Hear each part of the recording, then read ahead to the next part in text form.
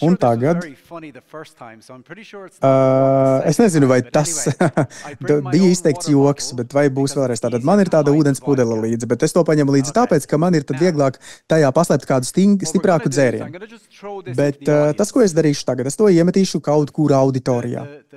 Es to iemetīšu kaut kur auditorijā, pilnīgi nejauši, un visu graudaugu tirgus liktenis būs tā cilvēka rokās, kurš noķers šo metamo kauliņu. Nu, sauksim to par bumbu vai metamo kauliņu šajā gadījumā. Un, ja esat gatavi, tad šoreiz es tā stiprāk uzmetīšu, lai jūs varētu noķert. Un lieliski, ka kāds to arī ir izdarījis, noķērs. Jūs varat tagad turēties pie tā un līdz pat prezentācijas beigām. Nē, turiet to, jā, cieši. Tagad esam, tagad, kad viss strādā, tad viss kārtībā. Kad es atbraucu uz Rīgu, uz Latviju, es daudz dzirdēju tādu vārdu paldies, un šķiet, ka tas nozīmē paldies. Un tieši tāpēc manās smadzenēs ir iegājis tāds padijs. Padijs sauc tādu cilvēku par cilvēku. Nu, tas ir cilvēka vārds pirmkārt, tāpēc arī ļoti daudz cilvēku Sīrijā sauc padijs, tātad padī. Un ja jūs sakāt paldies, tad man izklausās, ka jūs sakāt, nu tā tad lūk, cilvēks. Bet, nu, tagad es saprotu, ka jūs arī tagad, un es jums pasakos un saku paldies par to, ka uzņēmāt mani. Mans vārds ir Rorijs. Ja jūs gribat, sauciet mani par Roriju, varat arī par Padiju, bet citi saka, ka es esmu tvertnes džeks. Nu, man ir silas vai tvertne, tātad, un mūsu kompānija arī tā sauc melnā tvertne, mūsu Black Silo. Es uzaugu saimniecībā ap 100 hektāru, kvieši, mieži, rapši, protams, atkarībā no tā, ko nu varējām audzēt, bet ļoti daudz uz paša lauka es nestrādāju, ar to nodarbojās mani brāļi, bet es strādāju risku pārvaldības pusē, un es skatījos uz cenām un mēģināju darīt visu iespējamo, lai mūsu saimniecība būtu maksimāli pelnoša un cik vien bieži, vai arī cik vien ilgi. Bet tad pirms tam es strādāju tādā kompānijā kā StoneX, un tas ir tad, kad cilvēki gribēja tirgot matīfu tirgo, jo jūs zinat, kas ir matīf, jūs redzat arī savos telefonos. Tā ir rapšu, kviešu cena, šīta birža, un tur klientu vārdā es arī to tirgoju, un arī ir klienti arī Latvijā. Kooperatīvi un kompānijas dažādas. Un tad lūk šo pieredzi 15 gadu garumā es esmu apguvis, tirgojoties matīf visur pasaulē. Un esmu palīdzējis viņiem pārvaldīt cenas risku, analizējot tirgu un dodot ieteikumus un idejas, izmantot dažādus rīkus, pārvaldīt riskus atšķirīgos dažādos veidos. Tas ir tas, ko es darīju. Tas ir tas, ko es daru. Un tad tās ir tādas manas pārdomas. Būtībā, teiksim tā, viss šī prezentācija, tas būs manu pārdomu stāsts. Un arī manas domas un pārdomas ir tikpat labas kā visu citu vai jebkura cita cilvēka.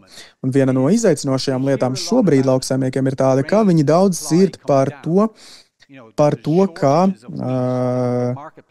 kviešu krājumi samazinās. Kā tātad mums tabulā tieši tāpat ir arī redzams, ka būtībā kāds ir krājums visā pasaulē. Kviešu krājums visā pasaulē pēdējo gadu laikā. Un tas samazinās, un mēs vēsturiski varam paskatīties, ka tie ir zemi, bet kāpēc tad, ja ir krājumi tik mazi, tad cena tomēr samazinās. Bet tad vēl mums ir stāsts par to, ka iedzīvotājs skaits pasaulē palielinās aizvien, un atkal tas ir ļoti interesanti, satraucoši, ka cenas atkal samazinās. Nu, varētu nešķist, ka tas ir loģiski. Līdz ar to mums ir jāieskatās dziļāk tirgu, lai mēs varētu saprast, kāpēc tas notiek, kāpēc tirgus dod mums tik sliktu cenu. Tāpēc, ka tā tiešām ir slikta cena pret to, kāds ir ieguldījums un izdevumi. Un, lai mēs varētu tātad visu šo darbu paveikt un skatīties to izanalizēt, mums ir jāpaskatās tipiski cenu izmaiņas un tendences. Un tā ir 10 gadiem ilgi. Tas ir tas, kā tirgus ir attīstījies. Ir kaut kāds uzplaiksnījums, piemēram, dažādos tirgos par dažādiem resursiem. Tas ir resursu tirgus konkrēti. Šeit ir runa par to, viņš uzkāps augšā, tad būs spriedze kaut kāda un samazinājums. Tas ir tātad izēvielu vai resursu tirgus. Un tāds grafiks ir ļoti populārs. ļoti daudz, kas notiek ar izēvielām, ar tirgiem un tā tālāk, un tā tālāk, un vienmēr šādi viļņaini tas attīstās. Un tagad paskatīsimies uz kviešu cenu nākamajā grafikā kopš 2016. gada. Un mēs varam novērot arī līdzības, bija arī karš Ukrainā, kad sākās visi, bija ļoti daudz enerģijas, uztraukuma par to, kur kviešu cena dosies tālāk, bet atkal ar līdzību ar abiem grafikiem, ka mums ir augstākais punkts, tad atkal kritiens, un tad neliels pavisam kāpums, un te mēs esam tagad. Tas ir tas, kā tirgus noslēdz ciklu, vai arī atrodas tuvu cikla noslēgumam. Paldies, un tā ir cerams. Un tad iespējams, ka vēl tomēr mūs gaida samazinājums pirms cikla noslēguma, ja tas tā tipiski samazināsies kā ar citām izēvielām.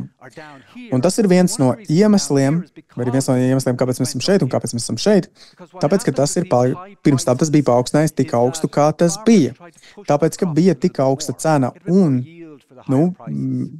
lauksaimnieki gribēja augstāku cenu par savu ražu, un kas notika patērētāji, vai tie būtu lopkopji, vai dzirnavnieki, viņi gribēja viņiem attiecīgi samazinājās pieprasījums, un tieši tāpēc tas viss kopā izveidoja tādu brīdi, kad visi centās, piemēram, pirms 6 mēnešiem, pirms 12, arī pirms 18, atrast kādus veidus, kā izmantot aizvien mazāk, optimizēt, jo cena, protams, ka pieaug. Un tas ir viens no iemesliem, kāpēc es esmu vispār šeit. Mēs sev dodam tādu kā mēroga uzskatījumu, lai mēs saprastu, kur mēs esam kā Baltijas valsts šodien.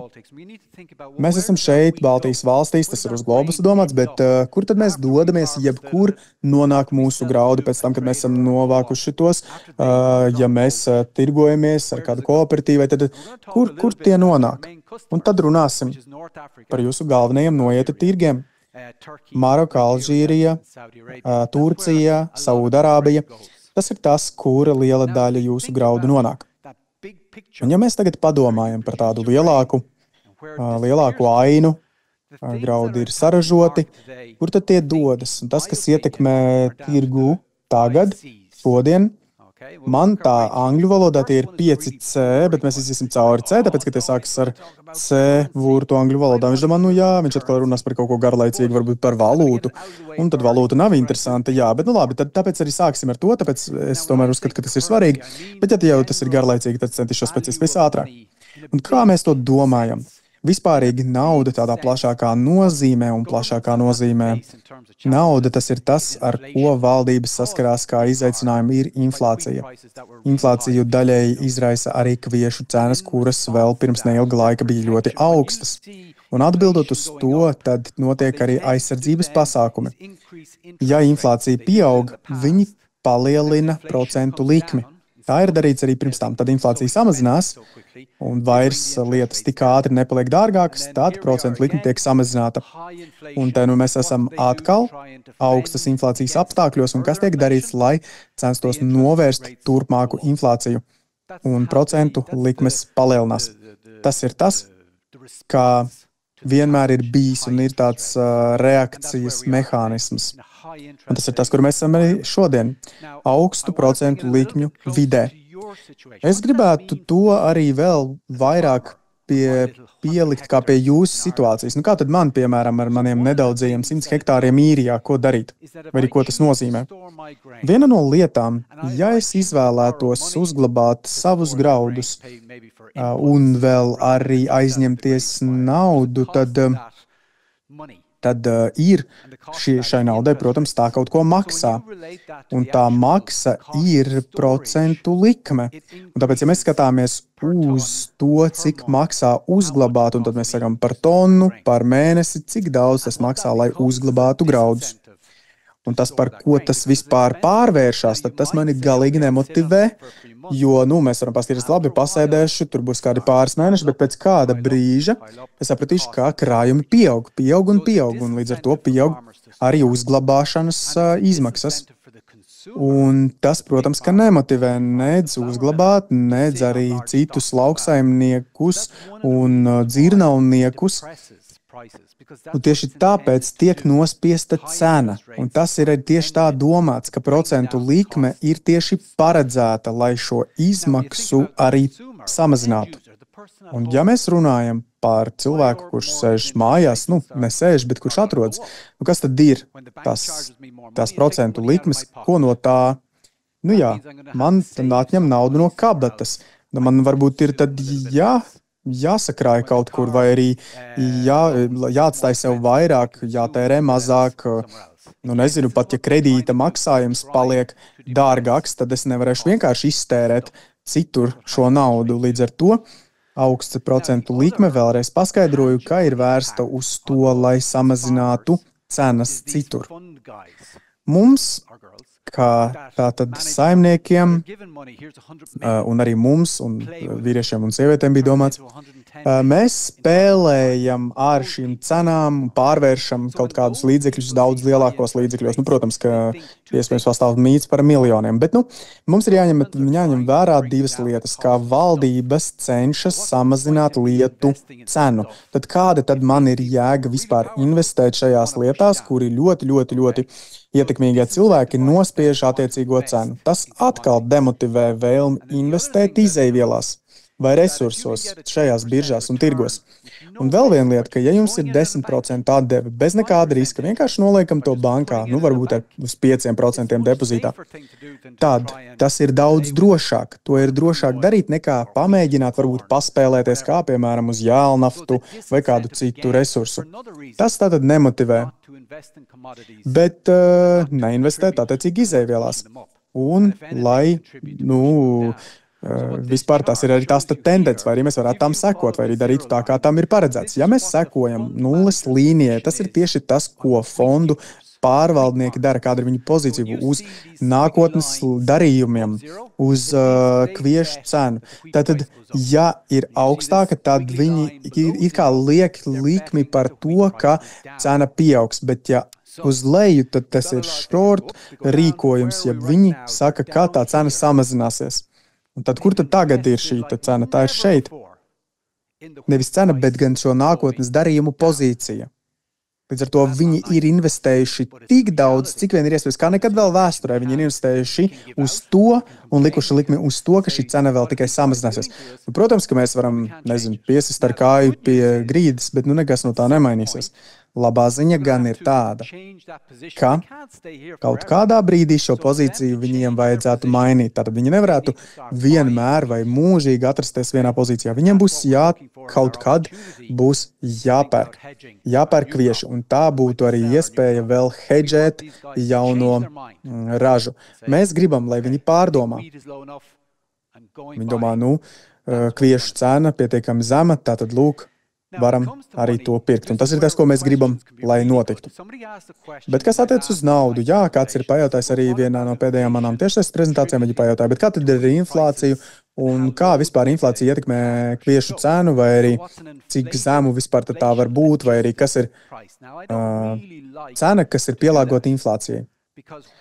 Man nepatīk varbūt runāt par to tik daudz, tāpēc, ka kviešu cena jau arī ir inflācijas veidojuši tāda faktors, mēs tā pielāgojamies. Es varu tikai runāt par to, kas ir noticis ar mani.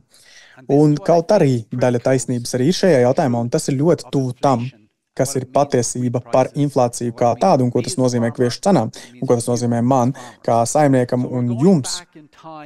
Mēs atgriezīsimies it kā laikā. Paskatīsimies uz 2004. gadu. Katru jūliju, tas ir pēc ražas. Un 2002. 2004. gads, iedomājieties, 2004. 2006. 100 eiro par tonu, tas ir tad, kad mēs tur bijām, no 2004. līdz 2006. gadam. Un tad bija pirmais lielais vilnis, 2007. gads, etanols, pasaule, viss milzīgi viļņi, cena palielinās. Vienkārši liels pieauguma laiks, bet tas neilga. Ilgi, un tad bija recesija 2008. gadā, viss samazinājās, bet šīs inflācijas cikla dēļ jau pati apakšējā robeža tika palielināta. Tas nenozīmē, ka kviešu cena palika vērtīgāki, bet vienkārši tika paaugstināts apakšējais līmenis par aptuveni 25%. Tātad agrāk apakšējā robeža bija 100, tagad 125. Tad mēs ienākam jaunajā ažiotāžas laikā un vilnī. Tad, kad sausums Krievijā atkal viss cena ir palielināta, tad ir ASV sausums, un tad mēs sākam nonākt atpakaļ līdz jau zemajam līmenim, kas atkal ir ilgs ļoti ilgu laiku. Bet atkal šī te apakšējā robeža un slieksnis ir atkal par 25% pieaugusi. Un tad ir nākamais vai nu šis te vilnis vai bums cikls, kuram tagad vajadzētu noslēgties. Un ja mēs piemērojam to pašu likumu, kāds ir bijis par iepriekšējiem 2 par 25%, labā ziņa ir tāda, arī ar inflāciju, ka mēs neesam, tā teikt, vēl miljoniem kilometru no apakšas. Jā, nesaka, nē, Rory, tu mums solīji, ka tagad būs 190, ja reiz mēs, ja būs 170. Nē, es neko nevaru apsolīt.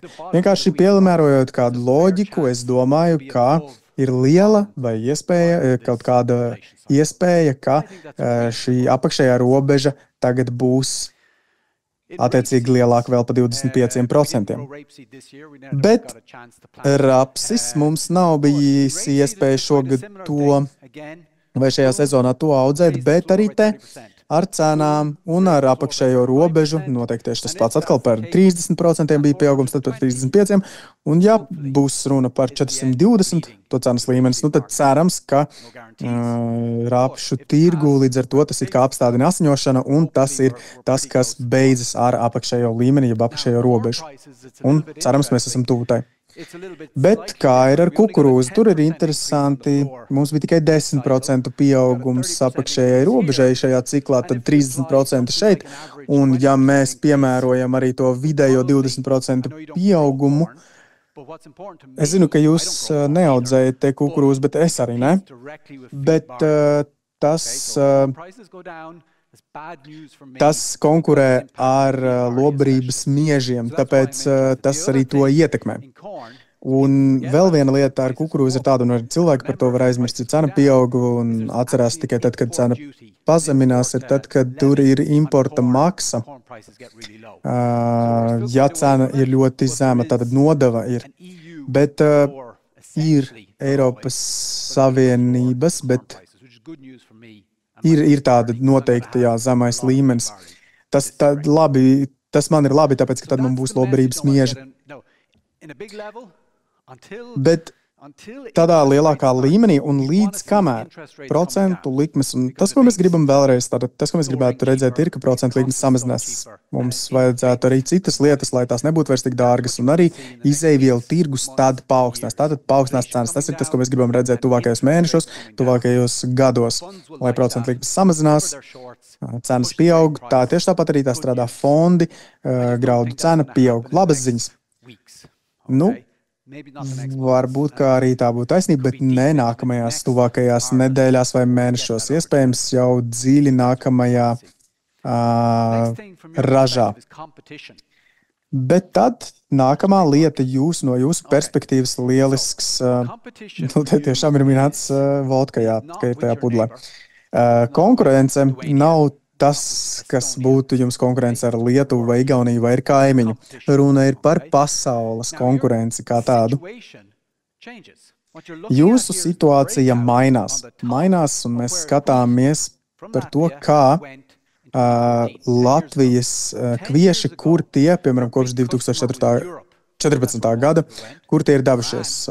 Lielākā daļa no tā gāja uz Irānu, Eiropu, un Ziemeļāfrika un Tuvie austrumi. Paņemsim vienu no klientiem, Ēģipte, kas pirms 10 gadiem nemaz, tātad līmenis bija ļoti zems, bet Ēģiptei tas bija, no kurienes tad Ēģipte ieguva, un tad ir sākumā mūsu sadalījums, un tad ir tāds, kāds ir, piemēram, vienam no mūsu klientiem, kas būtu Ēģipte. Tā ir ļoti, ļoti maza daļa, ko viņi saņem no mums. Bet ja mēs skatāmies uz neseniem laikiem, tagad Eiropas Savienība savukārt ir ļoti maza daļa no jūsu pieprasījuma. un daudz lielāka daļa Āfrikā kopumā. Un tuvajos austrumos paskatīsimies, kas ir lielākie klienti, tā ir Nigērija. Paskatīsimies, ko ir izdarījuši Nigērija. Viņi izspieda ASV un Kanādu. Tas ir tāpēc, ka izmainījās arī politiskā situācija, un viņi pievērsās lētākam kviešu avotam. Tas būtu arī no jums. Un, ja mēs paskatāmies, ka viņi ir ļoti svarīgi jums, tas ir, bet jūs viņiem nesat tik svarīgi, tāpēc, ka viņi daudz saņem no Krievijas un Lietuvas. Un jūs esat tikai trešajā rindā. Un tas ir tas, ar ko jūs konkurējat. Jūs konkurējat te ar Krieviem, nedaudz ar Lietuviešiem, ar savu vienu no lielākajiem klientiem. Par savu no vienu no lielākajiem klientiem. Un līdz ar to, ja mēs tātad esam paskatījušies tagad šo 10 gadu vēsturi, un esmu pārliecināti, kā arī tas vēl mainīsies, tagad mums ir jāsaprot, mēs pielāgosimies, kā mēs sapratīsim šo tirgu. Un ja mēs domājam par tādu tirgu un arī par to, kur nonāk kvieši, pirmkārt, ir jādomā par to, kāda ir pirktspēja mūsu klientiem. Mēs gribētu, lai šie klienti attīstās, lai viņu ekonomika piedzīvo izaugsmi, lai piedzīvo izaugsmi viņu iedzīvotāju skaits, lai cilvēki tur gribētu tērēt un tērēt vēl vairāk un iegādāties vēl vienu krosānu ar kafijas tasīti, lai viņi neuztrauktos par to, ka viņiem sabojāsies maize, piemēram, pēdējā.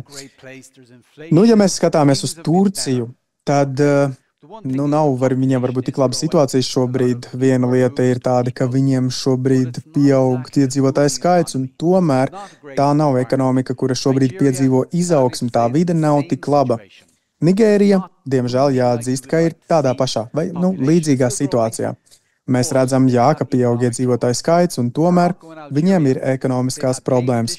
Maroka, Alžīrija, viņu valdības nemaksā pietiekami ātri.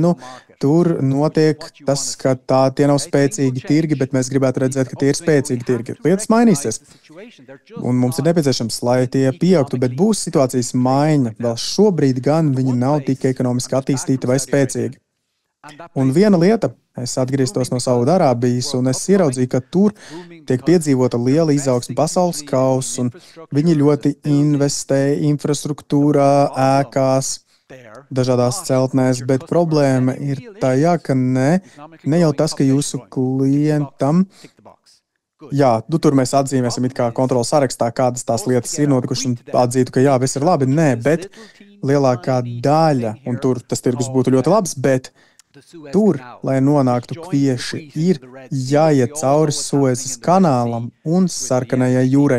Un savukārt, kas notiek ar Sarkano jūru, mēs visi ļoti labi zinām.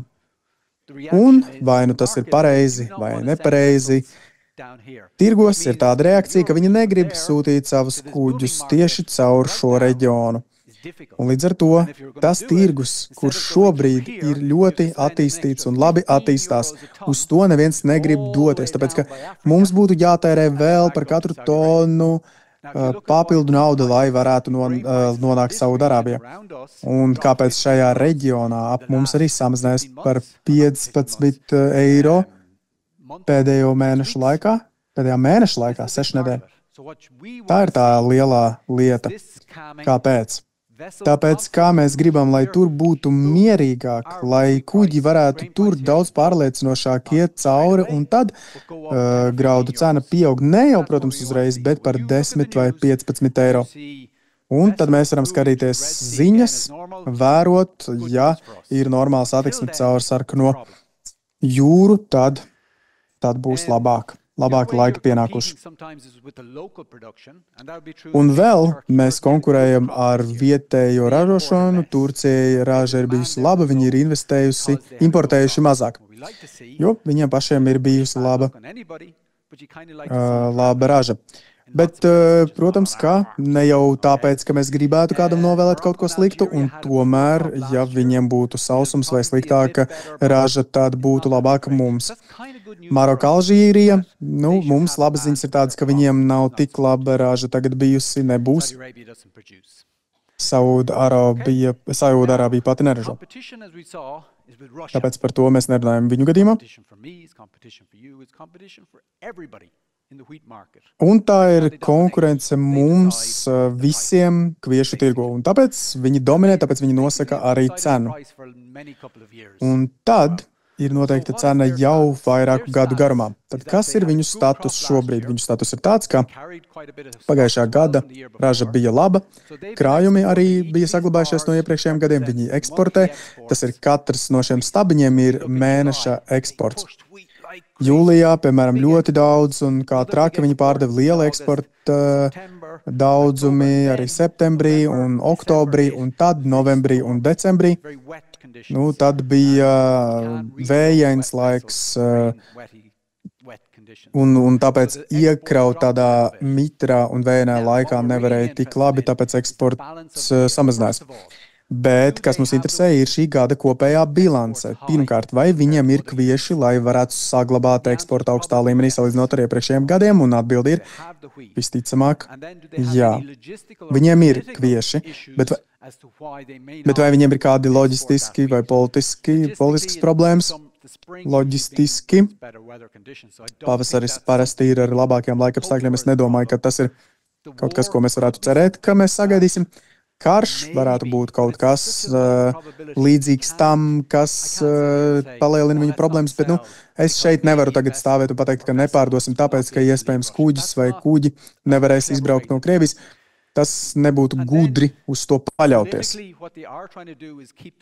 Un tad politiski ir tā, ka mums ir jāsaglabā cenas vietējiem. Tad oficiāli ir tam kaut kāda zemākā robeža, bet eksportētāji pārdod arī vēl par zemāku reāli, par cenām, kas ir zemākas nekā citas eksporta cenas. Es nedomāju, ka Krievija ir tas, uz ko mums tādā gadījumā skatīties, ja mēs tagad sēžam krājumos ar vecajām ražām par to, ka tagad tādēļ palielināsies cena. Eiropas Savienībā stāsts ir nedaudz citādāks.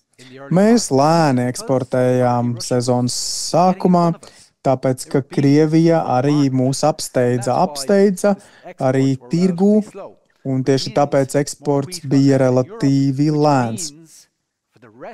Kas nozīmē, ka pārējam tirgus gadam mums ir ļoti daudz kviešu Francijā, Rumānijā, Bulgārijā, kas var uzturēt šo eksporta vai arī atbilst nepieciešamajiem eksportam un apjomiem. Lūk arī eksporta konkurējošie reģioni. Jā, tātad tas apkopojums, tā teikt. Ja mēs paskatāmies uz statistiku, man gan atkal tas nepatīk, bet realitāti ir jāpieņem. Balstoties uz valdības datiem, tad cik daudz katra gada beigās mums bija krājumu. Un tiešām, ja te ir 3 miljoni tonu, tas nozīmē, ka graudu ir ļoti daudz tvertnēs Francijā. Un savukārt, ja viņiem ir daudz graudu, daudz tvertnēs, tad tas it nemaz nepalīdz cenai. Ja arī kaut ko tas vispār ietekmē, tad tas, protams, ka to samazina. Līdz ar to es esmu izveidojis pa krāsām gadi, te mēs ir ar atzīmi 500 000 tonu, kas būs rekords. Nekad vēl nav bijis tik daudz kviešu Francijas tvertnēs gada beigās, ja valdība savā analīzē nav kļūdījusies. Un šī melnā līnija ir tas, kā cenas ir mainījušās gada laikā. Diemžēl tās samazinās. Un violetā cena ir parāda, kad bija augstās cenas pēdējo reizi. Tas ir tas, kādas tās bija, kad bija iepriekšējā reizē tieši tikpat liels uzkrājums Francijā. Un tad ir nedaudz labāk, un tad celtenā līnija 17. 18. gads. Visos šajos gadījumos, diemžēl mums, bet līdz martam, aprīlim, mājam zem 200 eiro tonnā matīf biržās bija samazinājums. Līdz ar to sēdēt uz šīs situācijas un uz kviešiem tvertnēs nav pat labākā situācija. Tas, ko mēs gribam redzēt, ir veselīgāku visas pasaules ekonomiku. Mēs gribam, lai cilvēki vairs Un mums ir nepieciešama pārliecība, ka cilvēkiem ir nepieciešama pārliecība, ka viņi var investēt vairāk, ka viņu ekonomikas var attīstīties, lai viņi varētu tērēt vairāk. Tas ir viss tas, ko mēs gribētu redzēt. Bet tas nav tagad, tāda nav situācija, bet tas mainīsies. Un tāpēc, ka Krievija ir tik dominējoša kviešu tirgū, mēs gribētu redzēt tur sausumu, un tas palīdzētu atbalstīt cenu. Tātad mēs ļoti gribētu labas, veselīgas cenas. Tas ir tas, ja mēs gribam, tad tas ir tas, ko mēs gribam redzēt. Bet šobrīd tas tā nav. Vēlreiz mēs varbūt līdz mājam vai jūnijam neredzēsim arī tādu sausumu, un tas ir vēl viens iemesls, kāpēc es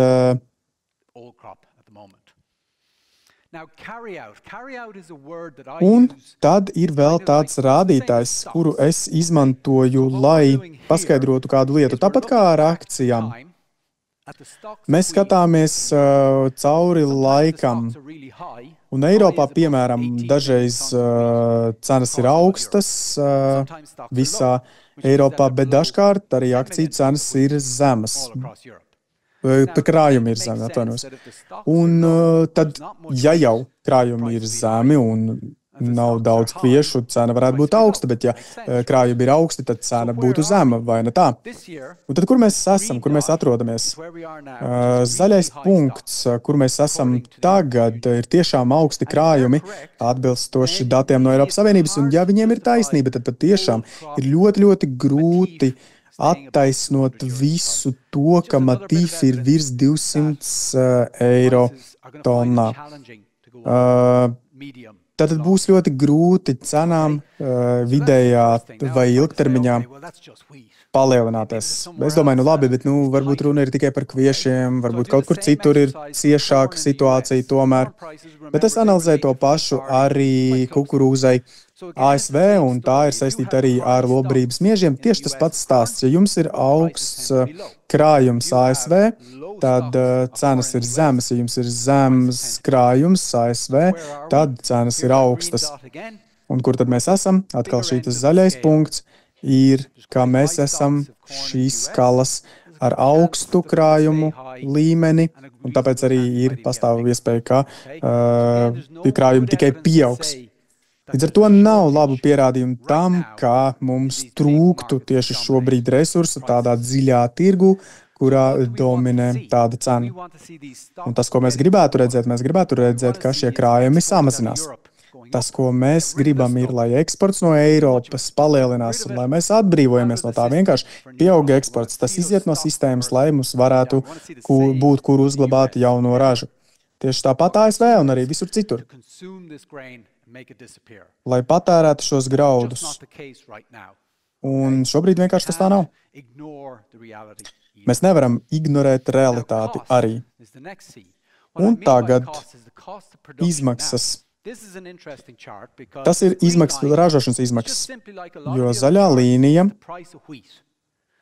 tā ir kriviešu cena. Melnā ir cena, kāda ir mēslojumam un dīzeļdegvielai. Tā, lai noteikti tādu kā indeksu, jeb šo te izmaksas vai kaut kāda ražošanas izmaksa, un parasti jau arī tur ir korelācija.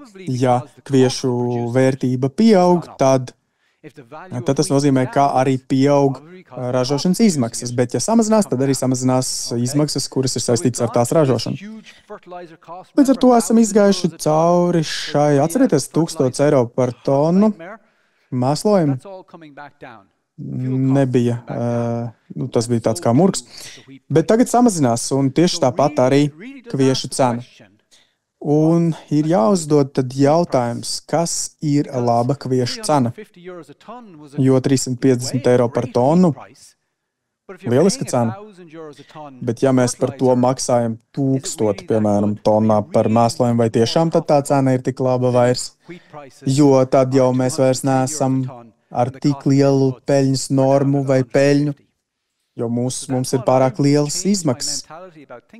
Un tieši tāpēc es izmainīju savu attieksmi, domāšanu par to, kas ir reāli laba cena. Labai cenai ir jābūt atbilstošai peļņas normai vai rādītājiem. Un par to vēl runāsim tad arī vēlāk. Un vēl viena lieta par izmaksām un kā tas ir saistīts ar cenu un cenu ekspektācijām ir tas, ka, un es arī pastāstīšu to, ka tas ir pirms Covid iespējams. Mēs tagad runājam par 1600 eiro par hektāru, bet tas būs tā ļoti tipiski, varbūt apvienotajai karalistei, Vācijai, Francijai, arī Baltijas valstīm. Bet, ja mēs skatāmies uz citiem ražotājiem, Austrālija, Ukraina, Argentīna, Krievija, tad viņi ir tērējuši daudz mazāk. Viņi ir tērējuši tikai mazu daļu no tā, ko mēs. Un tieši tā, mums ir sausums, māte daba, nežēlo, tas ir labi mums. Tāpēc, ka ražošana tad ātri samazinās, un tas ir tādiem kā ar tādām svārstībām, bet mūsu ražošana ir stabila, ja mēs tā padomājam. Un ja mums ir laba atdeve un laba raža, jo māte daba mūs ir palutinājusi, tad, un mums ir zemas izmaksas, tad peļņas norma ārkārtīgi augstu pieaug, un visi ir priecīgi par to, ka pārdod. Un ja mēs paskatāmies uz pēdējiem gadiem, Austrālijā, piemēram, ir bijušas 3-4 sezonas ar vainu ļoti labu, vainu labu ražošanu un zemām izmaksām par tonu, bet Ukrainā ir sarežģītāk, un tomēr arī viņu izmaksas ražošanai būs zemākas. Argentīnā pagājušais gads bija briesmīgs, bet nedaudz labāks tas ir šogad, un viņu cenas arī zemākas, un tad ir lielā lieta Krievija, daba šobrīd laba, ļoti zemas izmaksas, un viņi var ērti ražot. Tas ir tas, kā ietekmē un kāda ir Krievijas ietekme. Tas visvairāk runa ir par izmaksām kviešu ražošanai. Mēs gribam labāku peļņas rādītāju šobrīd. Tas ir ļoti sliktā līmenī, briesmīgā līmenī. Mums ir jāredz pārmaiņas, mums ir jāredz tirgu. Tirgus man nedos jau mūžīgi tādu sliktu šo rādītāju.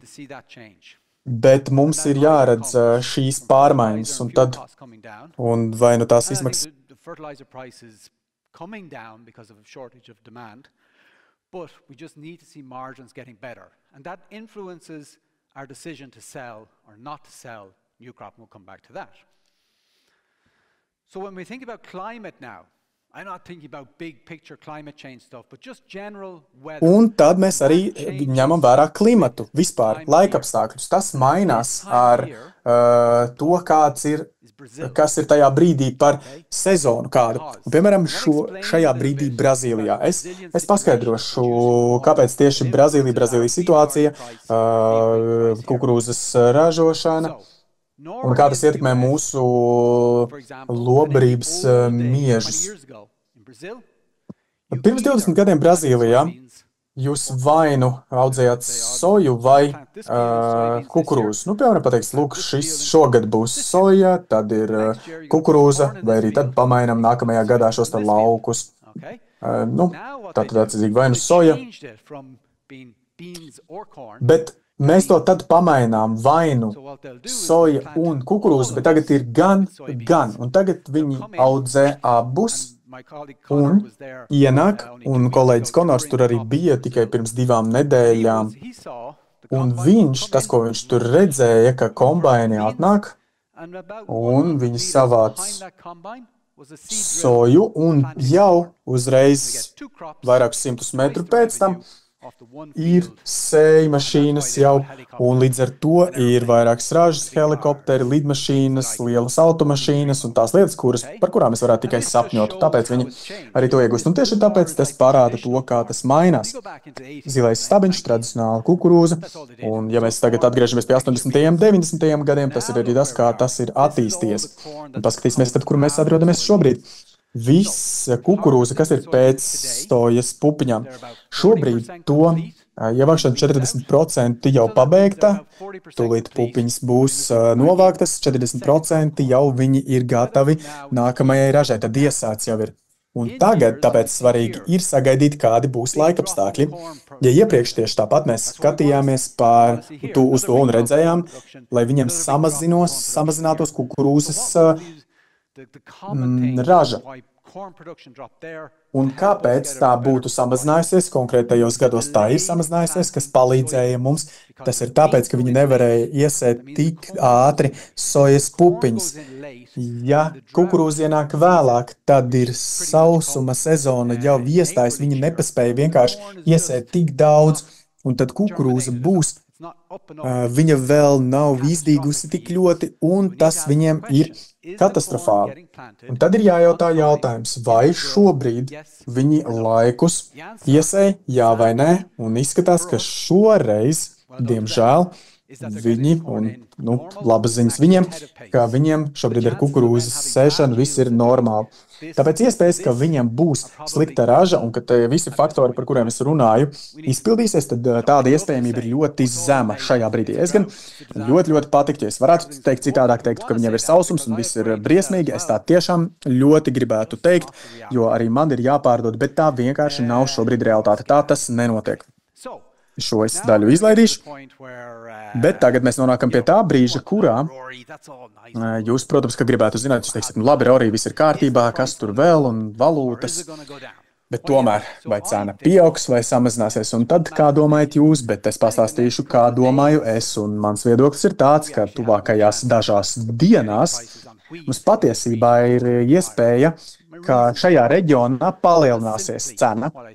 Iemesls ir, nezinu, tas viss, ko es iepriekš teicu, bet jau arī no vidus esmu sācis prezentācijas dažkārt. Man vienkārši nepatīk tik daudz, es nezinu, kur 20-30 eiro par tonu, kur būs tas palielinājums. Es nezinu šobrīd tādus apstākļus, dēļ kuriem tie varētu palielināties. Aizvien vairāk es redzu tikai indikācijas par to, ka cena varētu samazināties par 10-15 eiro par tonu no šī brīža, ja mēs atkal runājam par jau 2 mēnešu nākotni. Līdz ar to nākamajās dažās dienās būtu laba iespēja, ja tā būs, tad atbrīvoties no pēdējā, kas ir arī tvertnēs. Bet vidējā termiņā ir pārāk daudz iemeslu, šie krājumi, inflācija un pārējais. Un tāpēc mums lielāka iespēja ir tam, ka cena samazināsies. Bet ilgtermiņā tad pēc tam, tas jau vairāk kļūst par arī loteriju, par tādu momentu, kur mums ir jārunā tikai par veiksmi. Mēs iesaistīsim arī jūs sarunāt pavisam drīz, bet ja mēs atskatāmies uz kviešu cenām, un ja mēs izņemtu tad šo ideju par peļņas normu, rādītāju, pasaka, jā, labi, Rory, man patīk, es zinu, ka man tas ir jāzina un jāsako tam līdzi, un man ir jāzina, kad ir jāpārdod tad, kad tas ir peļņu nesoši un beigās, bet es taču gribu tikai augstu cenu, un kāds tad ir tas izaicinājums, kāpēc es to nevaru iegūt, tad kas ir liela cena, bet kas tad ir liela cena, varbūt jānoformulē tās sākumā, un manā vienkāršajā domāšanā un prātā, viss, kas ir virs 250 eiro par tonu, tas ir labi, un tā ir laba cena. Un tas ir tas, kur mēs gribētu, lai tā būtu pret šodienas izmaksām, lai mums būtu 30-40% atdeve pret to, ko mēs iztērēsim degvielā un mēslojumā. Un ja mēs paskatāmies uz to situāciju statistiski un atskatāmies uz to, cik daudz, cik bieži tas ir bijis 250 vai virs tam pēdējo 20 gadu laikā, tad statistiski mēs nonākam pie aptuveni 20%. 1 no 5 ir tik liela iespēja, ka mēs varētu dabūt cenas atpakaļ virs 250, un mūsu šīs te drūmās sejas var arī pamainīties uz priecīgām. Bet, kad tas notiek, vai arī iespēja, ka mēs nonāksim virs 250 situācijā, ir gandrīz tāda pati, kā mēs metamo kauliņu, un lai mēs trāpītu uz to skaitli, kuru gribētu. Un tieši tāpēc ienāks arī šādi cilvēki, es esmu tomēr prognozējis, kā es esmu, bet mēs metīsim metamo kauliņu. Mēs to atstāsim tādā kā likteņa varā, nē, bet šī te vīra rokās, kurš noķēra metamo kauliņu. Tas, ko jūs darīsiet pēc minūtes, jūs metīsiet šo te kauliņu, mēs noteiksim, kāda tad būs iespēja, vai arī kas tad īstenībā notiks. Nē, es vairs to nesaukšu par mikrofonu, tas patiesībā ir metamais kauliņš, pacelies viņu šādi te rokās augšā. Un kā jūs redzat, tur ir arī mikrofona sadaļa. Bet lūk, ja tur ir mikrofons, un tas ir tas vienīgais melnais punkts uz šīs šķautnes, uz tās vienīgās, tad ja mēs redzēsim to augšpusē, tad mums būs ļoti laba cena. Ja nē, tad pārdosim. Vai arī liksim likmi uz to, ka ir jāpārdod. Tāda ir statistika, tad varbūt vienkārši tad iedodat kādu signālu un metiet, vai arī vienkārši uzpūtiet, kā tas ir veiksmēji parasti 1, 2, 3, un jūs metat,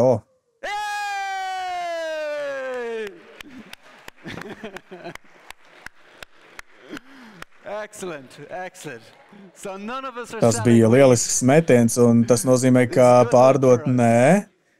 izskatās patiešām ļoti labi, ļoti perspektīvi. Mēs esam metuši šo kauliņu, un tas ir mums par labu. Ar šo es arī gribu noslēgt, bet patiesībā uz tādu nopietnāks nots, nekā tas ir pamest metamo kauliņu, spēļu kauliņu. Tas varētu pamainīt arī jūsu viedokli varbūt par to, kā mēs pārvaldām cenu risku. Jūs esat daudz dzirdējuši par fungicīdiem un mūsu izmaksām, bet ko tas mums dara? Tas ir tas, kas mums ļauj iegūt lielāku ražu. Es arī ar T1, T2, T3 posmos apstrādāju mūsu graudaugus ziemājus. Bet kaut kur dziļi sirdī es domāju, ka varbūt vienu no tiem mums nevajadzētu. Es domāju, laika apstākļi, pret kuriem es mēģinu tā kā aizsargāties, tie jau nekad nepiepildos. Jo, piemēram, nav pietiekami mitrs vai nav pietiekami silti. Bet, smidzinot tomēr apstākļi nenotiek tādi, no kuriem es mēģinu pasargāties, bet es taču tomēr to neizlaižu. Kaut arī es dziļsirdī domāju, un nepiepildās šādi apstākļi, bet es tikai tā to domāju, kā apdrošināties, un es gribu un tērēju tam, jo, ja mēs paskatāmies uz izmaksām, piemēram, kas būtu mūsu gadījumā auga aizsardzībai, tas būtu 30 eiro, vidēji laikam 30 eiro. Tātad, ja 3 reizes 10 eiro par tonu, tad viena no šiem smidzināšanām nebija nepieciešama. Es tik un tā to darīšu, es tā tikai nodomāšu, bet es tik un tā tātad 10 eiro par tonu par fungicīdu konkrēto kā apdrošināšanu. Un ja es tādu mentalitāti vai tādu perspektīvu piemēroju un kā es pārvaldu risku, tad šīs lietas ir tādas tā kā opcijas, put vai call. Par to nerunāsim, bet tas eksistē attiecīgi biržās un tirgos, kur var samaksāt, apdrošināt konkrēto cenu. Tas tā kā nav pārdot uz priekšu un nofiksēt, bet gan ir tāds sliktākais scenārijs cenai, piemēram. Tiešām Krievijā ir sausums, un šis metamais kauliņš mums ir par labu. Es gribētu, lai man būtu visiem maniem graudiem attiecīgi arī es varētu gūt labumu no šāda cenas pieauguma. Tāpēc mūsu saimniecībā tas budžets, mēs tā arī izlemjam, ka mēs to tērēsim sēklai, to mēslojumam un tā tālāk. Un tad mums ir arī cenu apdrošināšanas budžets tādam sliktākajam scenārijam. Tas ir tas, kad Rorijam nebija taisnība, tas nenotiks, jā. Bet šī te arī apakšējais līmenis daudz zemāks nekā mēs gribētu, lai būtu. Es maksāju apdrošināšanu, un es arī to strādāju ar firmām, caur firmām. Viņi ļoti labi zina, vai kooperatīvi, viņi zina par to, viņi varēs piekļūt tam šādai. Un mums ir, protams, informētus, izsvērtus lēmumus pieņemot. Mēs ar to strādājam. Bet tik tiešām, cik gan daudz mēs varētu par to parunāt, un mums jautā, un Rori, bet vai tiešām pārdot, vai tagad ko citu, ko darīt, varbūt šī gada jau nākamā gada ražu pārdot, un es dusmojos par to, es domāju, labi, pagaidi, pārdodam. Un tad tomēr cena pieaug par 30 eiro. Nē, tad nē. Un tad atkal cena samazinās. Mēs no tā visa atbrīvojamies, tāpēc, ka mēs neviesam šis stress, un tā ir tāda liela svārstības. Par to ir runa, bet ir kāds rīks, un to izmanto arī ASV, un arī Francijā un Vācijā. Ir tāda lieta, cenas apdrošināšana ir tas, kā mēs pārvaldām mūsu saimniecībā, kā mēs pasargājam sevi pret to, kas notiek šajā brīdī, kā mēs pasargājam sevi no tā, kas notiek tagad jau, kas notiks ar jauno ražu. Es ceru, ka visi, tieši tāpat kā visi šajā telpā, mēs gribētu, lai cena pieaugtu, bet es arī būtu pēdējais šajā telpā, jo es esmu jau apdrošinājies pret to, ka cena nekritīs zem tā, kur tā jau tagad ir.